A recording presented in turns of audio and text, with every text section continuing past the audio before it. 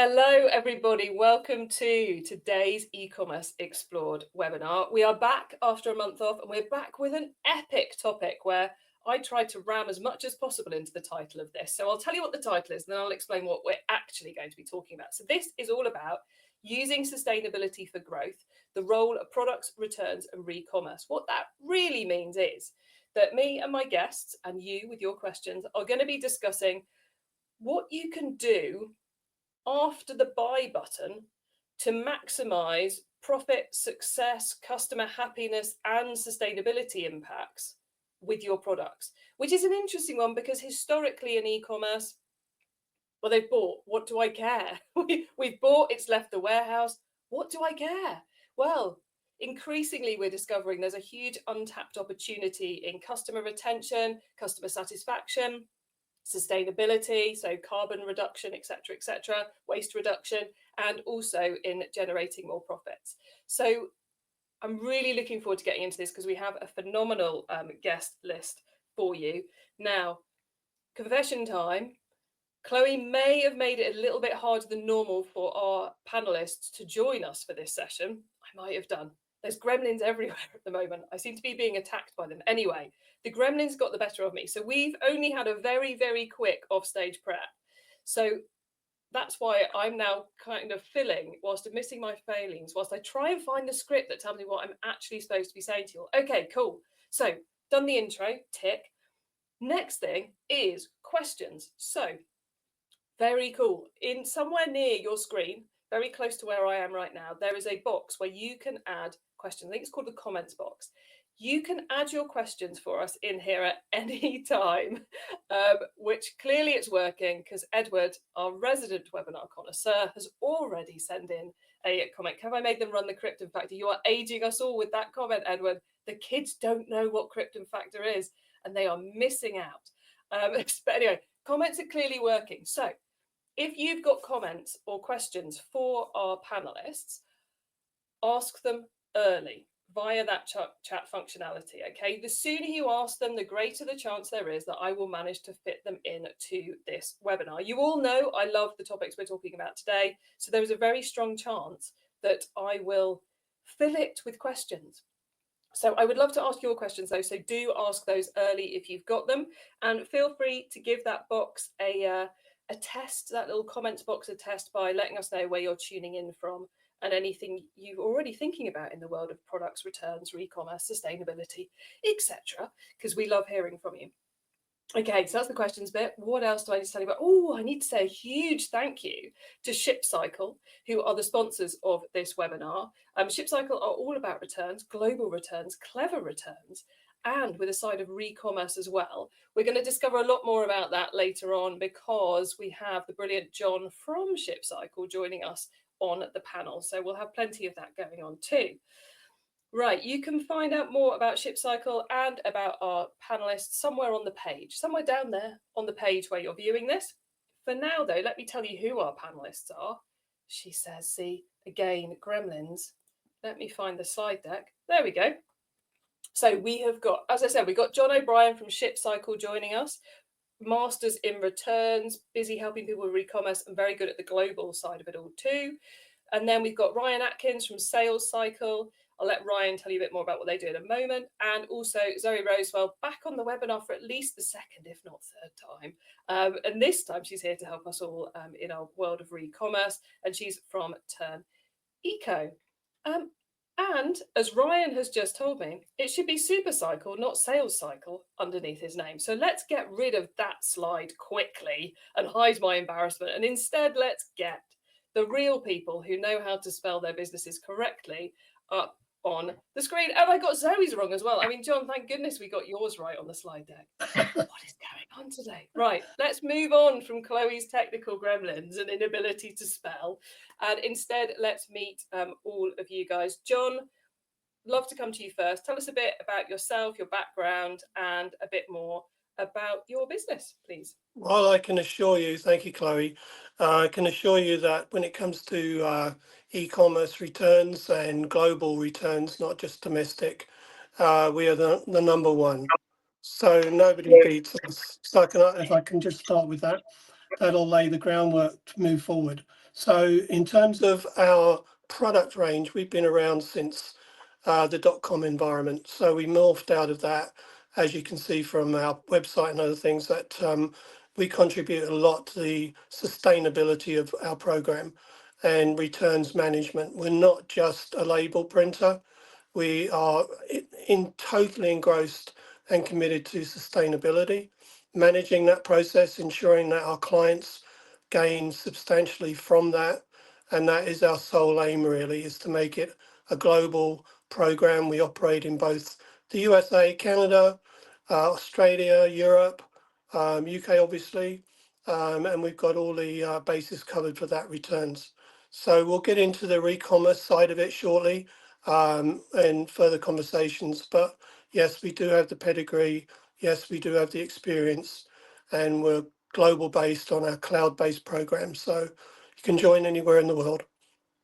Thank you, Chloe. Brilliant intro there. Thank you, John. You touched on so many things we definitely will be discussing, and I love the global angle that you're bringing to it all as well.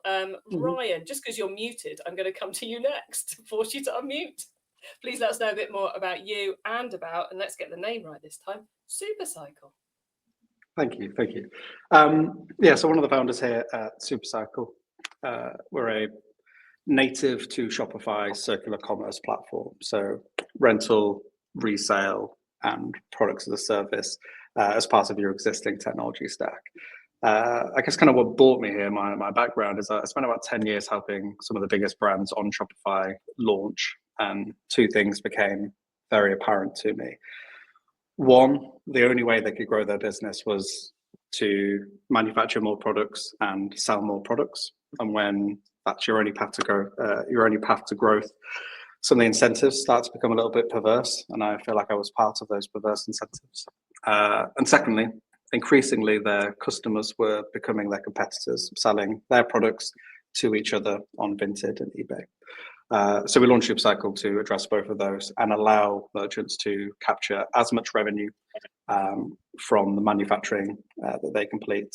So yeah, more growth from less manufacturing is why we initially set about SuperCycle. It's a simple idea, but such a revolutionary one, which it kind of feels mad we haven't been doing for decades, but maybe we'll get into that later as well. Zoe, Tern Circular, tell us more. Yeah, I think the last time I was on your webinar, Chloe, I was actually Tern Eco, but we've rebranded and renamed recently, like you have as well. So you can let that one go.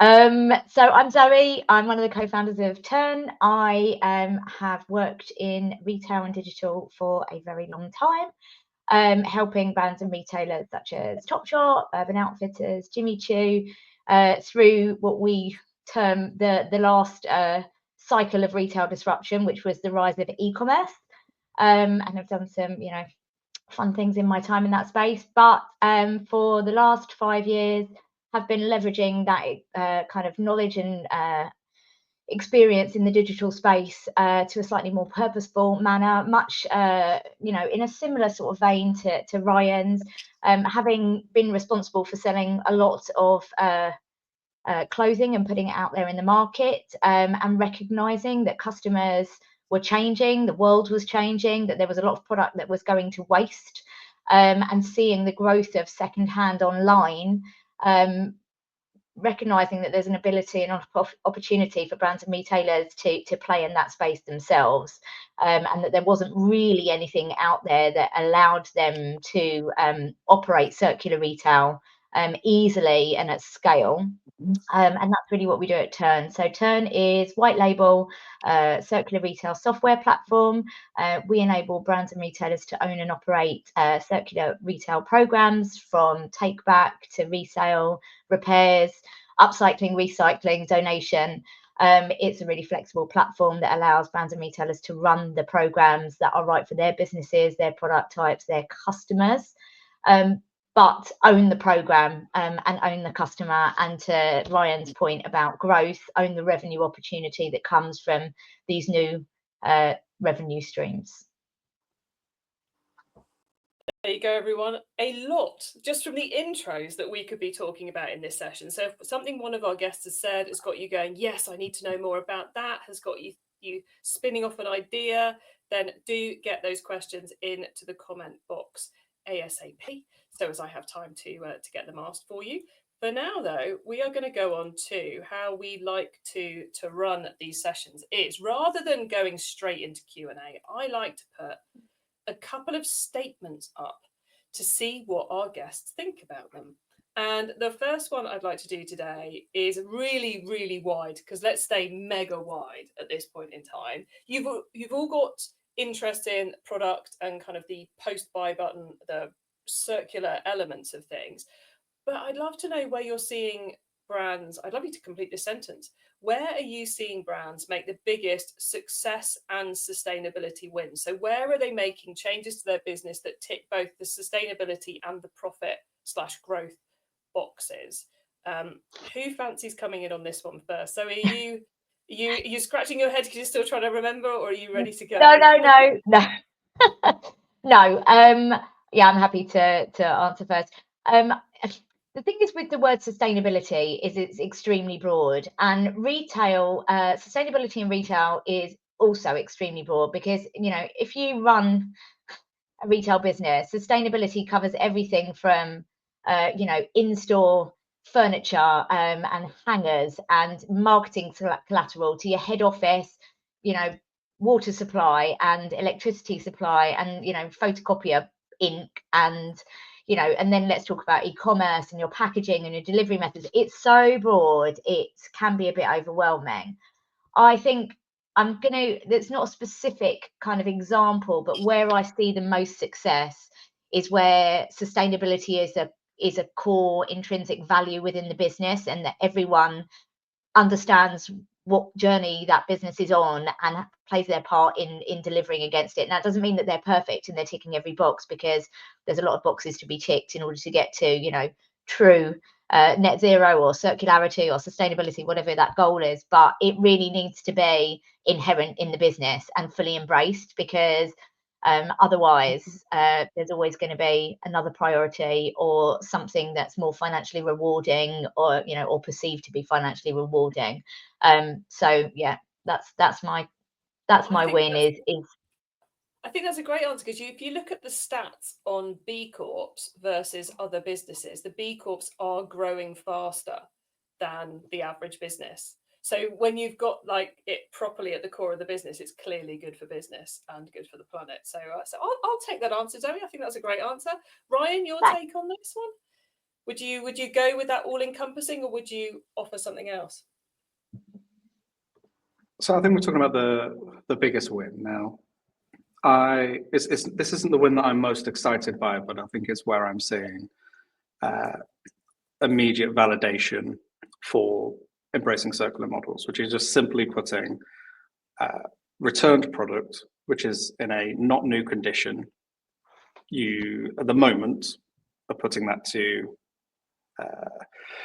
to charity donation, which realistically is going to resellers and is becoming competition stock. I know that because I used to have a resale business and bought a lot of, you donated to charity, we would buy it and then we would resell it. You're doing nothing with it. You're writing it off and then probably sending it to landfill, or my new favorite word, energy recovery, which is burning it. Yeah. Now, turning returns, which can't be sold into a not new condition, back into money is a very, very low-hanging fruit, super easy thing to do. I imagine it's something that John can help with, but it's also something that SuperCycle can help with if the preferred route of liquidating that stock was on your own website. It doesn't obviously have to be your own website. It can also be eBay or a number of other different channels. But I think the biggest win is just you're probably already doing something with not new returns. Do something that makes you more money than what you're currently doing. And circular is nearly always the best, most profitable thing you can do with that inventory. Nice. I like that. I like that answer. John, you obviously have a whole recycling, a whole selling your not ready to go back on the website returns auction site. So you're helping your Mhm. customers do that. Is that what you would say would be the biggest success plus sustainability win you're seeing at the moment, or is there another angle you take us on? Usually we look at the practical sense, in terms of managing the day to day, because like Chloe said, sustainability is a huge mammoth of a task, right? So how do you eat an elephant, bite by bite? So when we look at practical solutions, we're looking at day-to-day stuff. We do global returns for eBay, and all the returns that come, they could be anything from, car parts to gold rings to, everything and anything that's done on a consumer basis. And probably from a sustainability, eBay is probably the number one worldwide anyway. But on a global basis, as opposed to a domestic environment, we tend to keep those products in country. So the sustainability element is not to return something and sell it while it's in that country, because there are many, many advantages to doing that. Just a local business in terms of reselling it into the local market, the duty and tax reclaims that are possible, where you're avoiding having to return it again, especially from Australia. An average return can cost you anywhere between 20, and £30. If you're reselling in that local market and regaining everything as not a new product, but as a used new product, like Ryan said, there's huge advantages to sustainability and the footprint. So in terms of where we're going, the Recommerce thing we talked about earlier, Chloe, is the key really to the future. And landfill is a no-go for us. It's all recycled and donated or recycled, but it's definitely not landfill.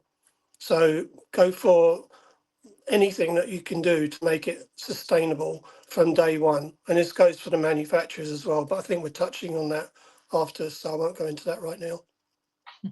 It is kind of mad how historically we'd have been, I want the product back. I don't care how many borders it's crossing. I don't care how much tax there is. That's on Yeah, someone else's bit of the balance sheet. Just bring it all back and then we'll deal with it. It's yeah. kind of utterly insane that we. Well, it's not sexy, you see. Marketing, sales, that's sexy. You've sold this, you've sold that. Nobody, the buyers don't want to be told, oh, it came back. Oh, it's nothing to do with me. Talk to finance. Finance haven't got a clue because they're actually accruing the loss on the balance sheet.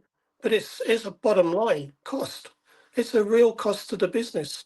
And if you don't look at it carefully, you will go suffer for it, because unless you increase the price of your product, you're not going to cover the cost of the return. So, and people are leaving money on the table quite unnecessarily and impacting the environment negatively because they're not taking action. And that's not just, I'm not talking fashion wear here alone. I'm talking about many other products that are just ignored. Yeah, no, I totally agree with you, John. And it is kind of, I mean, we may end up back in this topic again later on, but I do find it quite mad how often we're making bad decisions, we're stumbling into and not aware we're making bad decisions about both profitability and about sustainability because it falls through the cracks of different departments. It Absolutely. just nobody quite covers it. But let's talk. Let's go on to my next one of these statements for you guys. Recommerce is it, and actually this kind of fits into it falling between the silos, because I bet it's not your customer retention team who are going to be the ones setting up your e-commerce operation.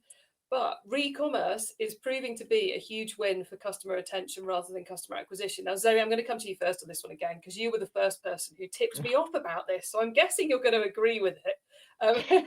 So tell us more.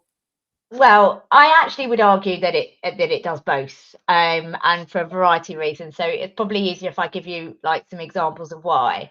So why I think it's acquisition, because, for example, we've got a number of partners that we're working with at the moment that are running take back programs where they are taking back their own product, but from customers that have bought it from another channel, so maybe from a wholesale partner. So for a brand who's selling wholesale, that customer is buying their product somewhere else, but by offering take back, regardless of what channel it's being bought in, they are then bringing that customer back to them, and acquiring that customer and building that relationship with that customer there.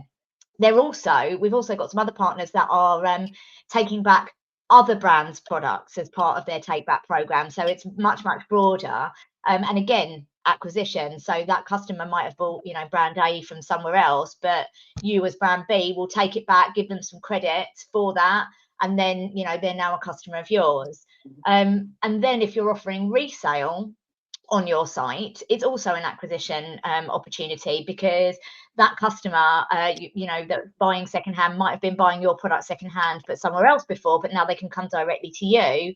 Or they might not have bought into your brand before because the price point is too high, but having that resale program in and selling products at a slightly lower price point then obviously gives them an opportunity to buy into your brand for the first time. But from the retention piece, there is a massive retention play here. And Chloe, I think we talked about this last time I chatted with you, because the Boston University Institute ran this amazing study, which I love to quote. And they took 4 years worth of retail data to analyse the impact of take-back schemes and circular retail programmes on customer conversion rates and loyalty. And what they found was that customers that participated in a circular recycling programme spent more money on their subsequent visits to the store than customers that didn't use that recycling program. So that retention, that lifetime value piece has been proven out. And when they were shown 2 identical products at different price points, customers were willing to pay the higher price for the one that was advertised as part of a circular recycling program than the one that wasn't. So it's showing that offering and marketing take back and recycling drives conversion at the outset and then increased lifetime value. So there's multiple ways to look at it. But ultimately, the one thing I would say is it's super important when you are thinking about running these programs that you're thinking about these KPIs, and that you're not looking at the kind of, profit and loss as the sole point of truth for what these programs are driving for your business, because it's so much broader than just what did I buy it back for and what did I resell it at, and what were my cost of goods in between.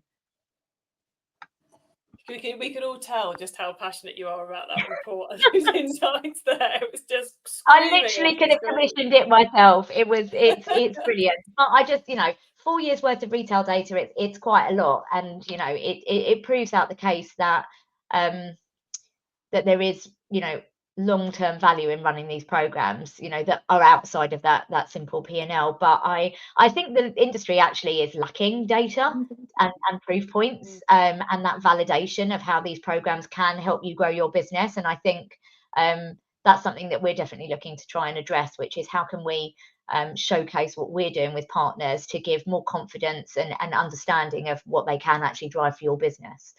It definitely feels more of a heart play than a mind play at the moment, which is silly, but at least it's happening. John, you're helping a lot of customers through this Recommerce, and you're obviously running your own auction site to help them Recommerce things. Do you find that they're doing it more for a customer retention factor, for a customer acquisition, or is it more a hearts and minds thing?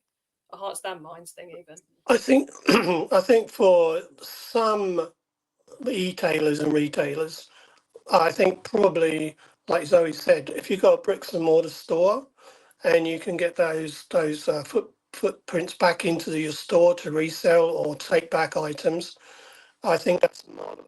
I think that should be a standard for everybody. But when you're dealing with international and shipping internationally, one of the advantages of selling on e-commerce is it could be global.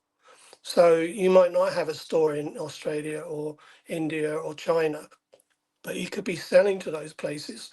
What makes it more advantageous to you is that you're able to cross multiple borders and resell into markets that you would never dream of very easily. And you take Ryan with Shopify, I bet he's explained to hundreds, if not thousands of clients how to do that. The problem is when you're dealing with international returns, it is a different mindset.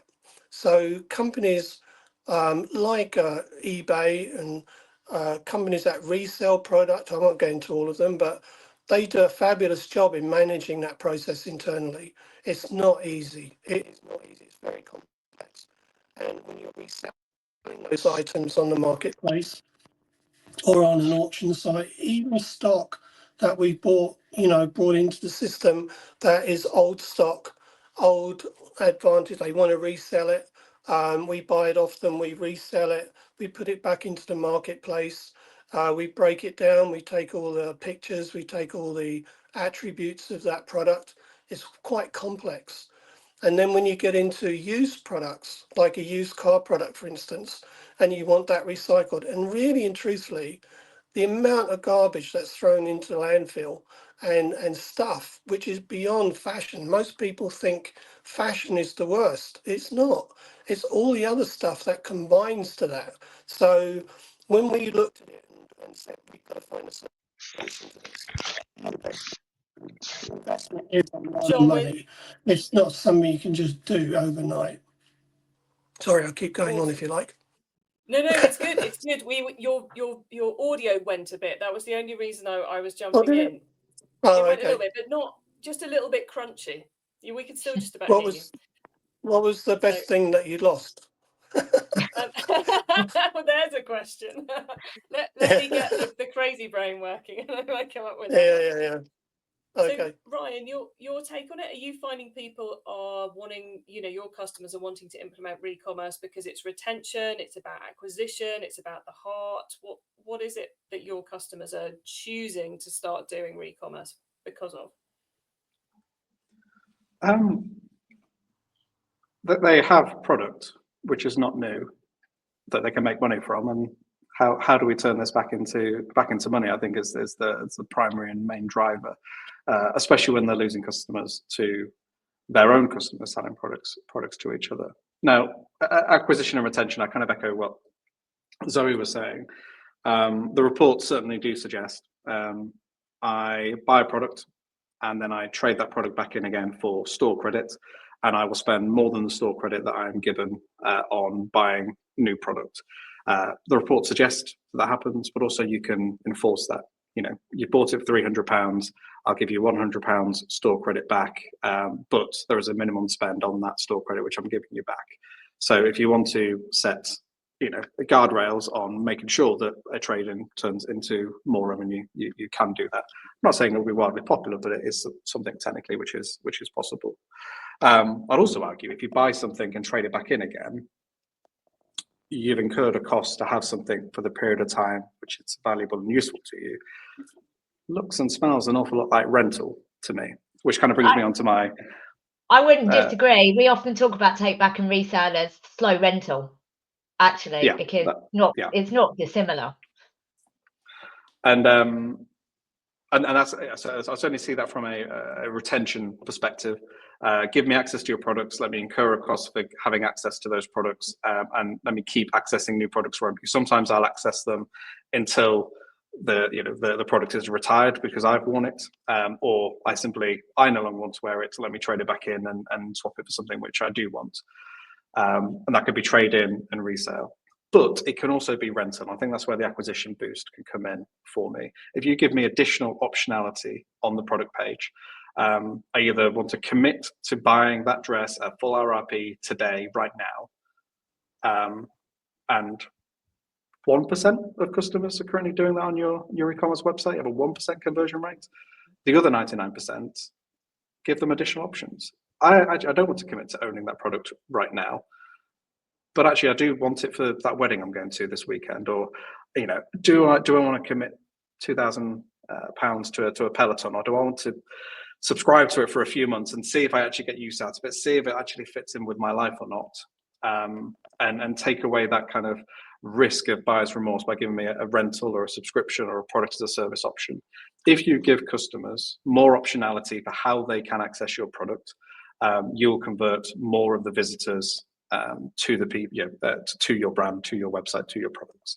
So it is absolutely both. You can triple your conversion rate, and you can improve your retention. And I would say it's probably one of the strongest performing retention channels above loyalty programs, and in some cases above email that we've seen with some of the merchants that we're working with. Lots of To your juicy point stuff though, there. Ryan. Everyone... Oh no, go Zoe, go Zoe. If you've got a good point, No, let's do it. it just occurred to me as Ryan was talking about giving your customers more choice, right? It's really interesting, right? Because if you run an e-commerce business, you're always looking at new payment methods and, you know, new shipping methods, and how do I, you know, provide a more convenient service for my customers, and it's kind of a sort of, you know, just another version of that, right? It's how do they want to experience that product? Customers have already proved that they want this. 1 in 5 people in the UK admit to wardrobing, buying the product, wearing it for the weekend with their tags still in, and then sending it back again. They're renting the product from you, and you're paying for it. It's the customer behavior is already there. Just give them an option which actually makes that accessible and actually packages that customer behavior which they're already exhibiting. Give them additional optionality, you'll convert more of the traffic on your site. Yeah, and you know, you talked about the customer behavior. You know, I mean, it's ridiculous. You can get stats everywhere, but I think it's like, you know, 1 in 10 customers, or 70% of UK adults have bought an item secondhand in the past 12 months, and 1 in 10 have said something like they'll only buy secondhand, you know, moving forward. It's customer behavior, and this is where it gets interesting, because if you're a retailer, the customer is king. You need to understand like where your customer is at, what their demands are, what their behaviors are, what their needs are, and deliver against that. And I think this is kind of a missing link somewhere, that they're just not looking at this behavior for some reason, and thinking about what it means for their business, but they really should be. They really should. It's one of the things we found. Before we go further down that line, Right. I just want to pause for a second. Okay, audience, we have covered loads of stuff. Loads of stuff's been mentioned already. I want to make sure that we are covering what you most want to hear about, those of you who've turned up live. So the privilege of turning up live is that you do get to tell me that. So if there's a topic you want to hear more about, there's a question you want to ask, get it into that chat box quickly, because we're already halfway through. So really want you to do that. Do you want to know more about customer needs? You want to know more about returns, about Recommerce, about rental, about retention, any of those things? Let me know via the comments. If you don't ask anything, I'm just going to ask what I want to ask, which is fine. We're okay with that. But do send us some stuff in if you've got it. So I wanted to pick up on something and bring this kind of to practicality, which is it's July. There's time to put one of these in place ready for peak, right? There's time to fix your returns program so as it's not costing you money it shouldn't do, and so as those products are getting resold faster. There's time to build in a buyback scheme where you're actively engaging with your e-commerce. So in my head, there's kind of like, there's time to launch something new, or there's time to fix something. There's probably not time to do both. So what would you say, what would you advise people to do right now to fix first? To fix or to build first? John, you're involved in both of these quite heavily, so I'll come to you first on this. Would you say right now there's more opportunity in fixing the returns problem or in leveraging the Recommerce side of things? I think they go hand in hand, Chloe, but I would say probably Recommerce, because those are the things that you need to deal with, because they are immediate cost to you. You know, if you're having to return those items, reprocess them internally, add more costs to your operation, and that would create more direct costs in terms of reducing your profit. If you outsource that to somebody like ourselves who have got a whole setup capable of managing that entire project quite cheaply and efficiently, and while protecting your brand, okay, because that's equally as important. A lot of people feel that their brand is diminished if they see their products being resold at a lower price. So there's all kinds of aspects of that question that need to be answered depending on the quality of the product, the brand, brand recognition, obviously, because you get a lot more money for those returns. But I have to only deal with the global side, because domestically it's really quite straightforward.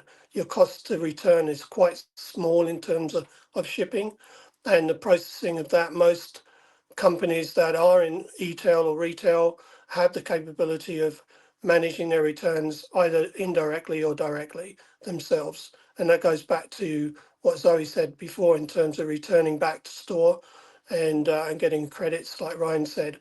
But in terms of internationally, if you want to expand internationally and you want to grow internationally and edit the rewards of that sale, then returning it is not the solution. Definitely not. It's to resell back into the local market. It makes absolute sense, and we've got the capability of doing that. So that would be my recommendation. Got you. So if we're doing overseas e-commerce, then sort out our overseas returns. So we're handling it locally and doing the resale right there rather than shipping it back every time, which means we're going to need a partner, because opening a returns depot in every single place is going to drive us insane. Definitely. No, we provide that. Yeah. If we're UK only or predominantly, or whatever country you're watching from, people, if you're home market only, then it's going to depend on a whole load of factors, where your biggest problem is, the brand elements of it, and so on and so forth. Would that be fair to say? Yeah, I think so, because part of the having an e-commerce site is the fact you can grow globally. You know, you've got one marketing tool, you can expand globally. It's very easy to do on Shopify. And what do you do with those returns is the next critical question. And that can kill you if you're not paying attention to it. And that's where we come in. So we're a cloud-based company. We operate worldwide. We can resell into those local markets without the cost of reclaiming duties and taxes. There are so many more benefits. And I can give a practical example, like I'm wearing a shirt, right? So if I'm in Sydney and I bought this from Tern in say London, and I try it on in Sydney, shipped it down, okay, fine. It doesn't fit, okay? So I have to send it all the way back to London for them to refurbish it, check it, verify it. And meanwhile, the guy in Melbourne wants the same shirt as I've got in the right size. So why ship it all the way to London and then all the way back to Melbourne? All right, an exceptional cost, by the way. And when you can just send it from Sydney to Melbourne, next day he's got it. So easy. It is. Why is it so complicated? It I makes totally agree with you, John. It's like, sense. how often It's just when we discover sustainability beyond a joke that you would do that. It is. It's kind of mad how often when we get into these sustainability pieces, we're like, why on earth are we doing it this way? This makes no sense. Ryan, you tried to distract us with your dog there. Kudos points for that. Well done, sir. What do you think? Do you think it's fix your returns, or it's build something new as being the best thing to do pre-peak? As if you're going to do something this year. Yeah, I think it depends what you have. You need customers and you need stock. Which one of those do you have an abundance of? If you have lots of stock already, launch your resale proposition and start getting that out into out to your customers. If you don't have a load of stock ready to go to a circular program, then launch your trading program and start triaging your returns for building all that circular inventory for you to then launch. So I think it just depends on what position you're in. If you have a bunch of stock, start shifting it. If you don't have a bunch of stock, start capturing that and stopping that stock going to peer-to-peer and resale marketplaces where customers are selling to each other. Got it. Now, so I know we've spoken before on something somewhere. Could have been round a table, having a coffee at an event. I can't remember, but I'm sure. So you were saying about using, Ryan was talking about, do you have the stock to resell yet? And I'm sure I've discussed with you your idea, not mine, about doing like a Black Friday campaign to fill up your resaleable stock. So is that what you would suggest as being the thing to prep for peak, or would you go somewhere else? Well, I think doing something more sustainable for Black Friday than just selling shed loads of new product at very heavily discounted prices, which is probably stuff that people really, really don't need, but just buy because it's relatively cheap, is a good way. I was going to actually answer this question by saying, retail's really difficult at the moment, right? We know that. Retail is getting hammered on, every front. So high cost of goods, disrupted supply chains, returns are higher, so margins are being eroded, customer loyalty is waning, all of this. So I think I think it's just really, really tough. What I would say is, and obviously I'm going to bang this home, is that actually circular retail helps you with all of those. So if if your supply chains are disrupted, if you run a take back program, you are actively creating your own regenerative supply chain of product that you can then resell back into the market. So you're dealing with that. If you are, I mean, to John's point about it not just being about clothing, and we are product agnostic as well. So our software works for anything, and we've got retailers, from glasses to tech to golf clubs using our software to run their programs. You can bring back pre-owned product via a take back or trade-in scheme, break that down and use the parts for your spares and repairs, or put that back into your supply chain. There are multiple ways that these programs can help you with a lot of the problems that retailers are facing at the moment. And so I would always say, go for it. This is the future of retail. So start thinking about how you can leverage these programs and this product that's out there in the world that you've already made, that's 80% of it's getting thrown away at the moment, and bring it back in and reuse it and recapture the value out of it, and start building growth through that. Nice, loving the answer to all of you there. Okay, if anyone's got a question for us, please do get it in. I've got loads though, so don't stress about it. But we would love your questions. Next question from me is, this kind of strays into two questions. So let me explain where my brain's at, right? We're doing Recommerce. To me, if we're getting that product in, whether it's coming back in as returns or whether we're actively encouraging our customers to trade it in with us in return for something and send it back to us, that gives me two headaches, I think, as a brand. The first is, where do I then sell it?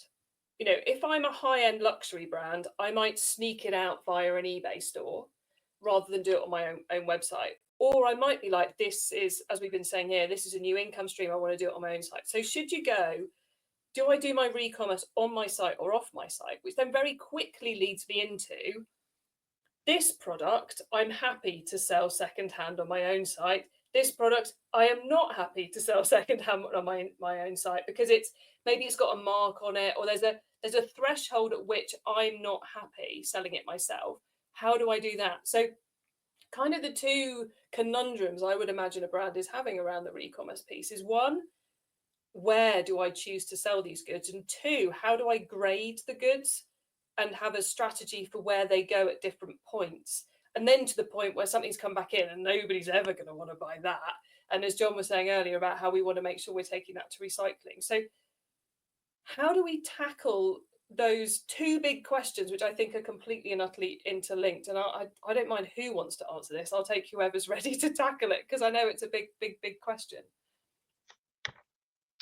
Well, I look at it as a Hugo Boss. All right, I like Hugo Boss. Okay, so every time I go into an airport terminal, which is quite often, I go by the Hugo Boss. Where do I go first?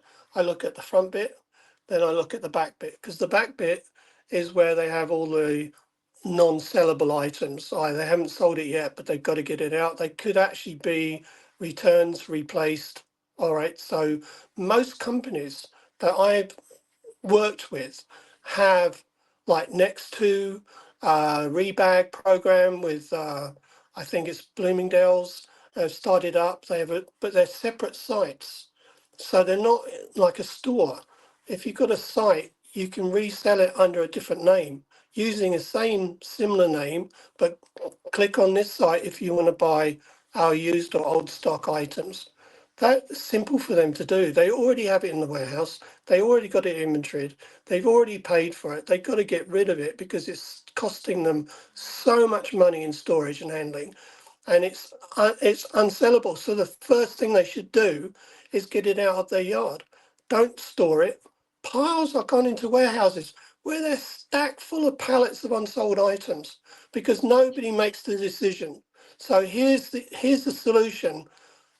Get somebody in that is like, I can't make sure I use the right word, is very focused on cleaning shop. Get rid of all this stuff, resell it. There's always somebody out there who wants to buy it. So, but sitting in your warehouse, storage, it's just a waste of space. And talk about what Zoe said earlier, it's all those extraneous costs that hit on sustainability. So the sooner you can move it on, the sooner you can sell it. It should be done basically, if it's not sold within 6 months, get rid of it. That's I the bottom love the line. fact I love the fact you brought time into the mix there, John, because one of my regular rants on this subject is about people just letting the returns pile up until January. Yeah, It's like, why? yeah, If you've got it back on the site in October, you might sell it at full price. So that yeah. time element is so critical. So love you brought that in, but I just cut off Zoe, who was going to come in with something. So Zoe. Yeah, I think I just want to kind of point out that resale isn't always an option. Like, regardless of whether resale could be an option for your brand, there is some product that might not be resellable, and some products that are never going to be resellable. We're just about to start working with an underwear brand, for example, who are going to run a take back scheme for an acquisition and retention program. But they're not reselling underwear, but they see the value in the program, but they have an outlet for it, and they're working with a recycling partner. So that's what they're going to do with it. So I think that's quite important. There's no one size fits all for circularity, and especially even within a single retailer that sells a single product category as well, because to your point, the different grades and conditions of products can dictate what can happen with that product. I would argue, if you are the person or the brand, the company that made that product in the first place, that you are best placed to decide and make and work out what can be done with that product in its next best life. And resale might be the option, downcycling might be the option, breaking down for component parts, whatever that is. We would typically advocate that if you're going to run a resale program, you should run it on your main site. And the reason for that is, and we're seeing a lot of brands running secondary sites at the moment, but if you run a secondary site, you are asking your customers to make a decision from the outset whether they're a new customer or a second-hand customer. Right? And in our experience, customers are both. And we have plenty of evidence to show that if you're selling these together, that they're mixed baskets. People buy both secondhand and new together. It's they're happy to do that. The other reason is, if you've got two websites, you are splitting your marketing efforts, you're splitting your marketing budget, you're splitting your traffic. It's just there's a lot of extra heavy lifting that comes with it. I understand the reasons why some people are going down that route, but we would advocate selling. But having additional channels that you can sell it on via, maybe you also show that product on eBay, so that you're looking at a wider audience, and potentially being able to sell via that channel, put in a branded shop or something, is another option as well. But I believe you should own it. I think what I'm definitely getting from this is that we have to take it seriously. We've got to think about the brand and the strategy, and therefore what our big decisions are about where we sell it and so forth. But we've also got to have, it's not that when Jane's in on a Friday, returns gets processed. If she's got time, we've got someone dedicated to taking in the returns, taking in the buybacks, processing them, grading them, making the decisions, but that's happening quickly. So we're not, as John was saying, building up all that warehousing cost and all the rest of it around it. Ryan, what's your take on this one? My massive question about on-site, off-site, and grading and all that kind of jazz. Yeah, so I think it's two parts. We're talking about triaging the inventory, right? We have an item in front of us. What's the next most profitable thing we can do with this item? I think the first thing you need is the right tooling. Have a system that understands items at a item level, a serialization level, that understands things like the condition of the item, the current asset value, the utilization of the item, the yield of the item. There's lots of different circular specific information you need in order to make a good decision about what's the next most profitable thing you can do with this item. You get much more data if that rental and resale is happening on your own website, because you can understand the exact conversion rate, the exact cannibalization of new versus sale, if there is any, or is there an uplift, the exact amount of customers that go from resale to second, third, fourth from new purchase, or rentals are converting to resales. You get a lot more data if you own the customer experience and the data. So I would always advocate for on-site. However, I think there are situations where that doesn't make sense for the brand and their journey, but there are other options. Now, we have two types of customer. We have what we would call a circular first business. So this is people building the next Rent the Runway. And often, if it was clothing, for example, if I didn't want to do resale on my own website, I would look at how can I put that inventory to a place which is going to acquire me new customers, and putting that to on a consignment model to a dress rental company, someone, a higher street, someone like that. You can capture a new type of customer, a customer that probably hasn't come across your brand before, that is now going to subscribe to your product because there's much less commitment to it. They're going to try it, potentially fall in love with your brand, and then you potentially acquire a new customer there. So that's something you can do with your inventory that isn't resell on your own website, but potentially can acquire you new brand loyalty and brand exposure. So yeah, we have two types of customer, like I say, circular first, people building the next Rent the Runway, and their model is go to brands, give me the stock you don't want, I'll find you new customers for it and share the revenue with you.